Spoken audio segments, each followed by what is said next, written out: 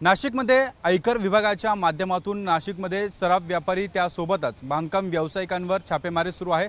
सलग दुसऱ्या दिवशी ही छापेमारी सुरू असल्याचं आपल्याला पाहायला मिळते। नाशिकमध्ये कॅनडा कॉर्नर भागातील काही जे सराफ व्यापारी आहेत त्यांच्यावर काल जी आहे ती आयकर विभागाच्या अधिकाऱ्यांच्या माध्यमातून छापेमारी करण्यात आली आणि आज काही बांधकाम व्यावसायिक आहे त्यांच्या निवासस्थानी देखील आयकर विभागाचे पथक हे दाखल होत त्या ठिकाणी माहिती घेण्याचा प्रयत्न करत आहे। नाशिकच्या अनेक ठिकाणी जे सराफ व्यापारी आहेत त्यांच्या दुकान आणि घरांची जी आहे ती झाडाझडती आयकर विभागाच्या माध्यमातून सुरू आहे।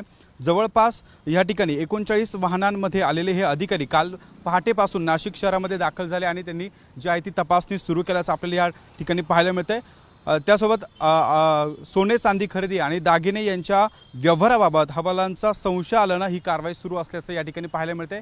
नाशिकच्या अनेक व्यापारी असेल, सराफ व्यापारी असेल, त्यासोबत बांधकाम व्यावसायिक असेल यांच्या दुकानावर आणि घरांवर ही छापेमारी सुरू आहे आणि नेमकी या छापेमारीच्या अंती नेमकी काय माहिती समोर येते हे बघणं देखील आता महत्त्वाचं असणार आहे। कॅमेरामन किरण कटारेसह शुभम बोडके, एबीपी माझा, नाशिक। एबीपी माझा, उघडा डोळे बघा नीट।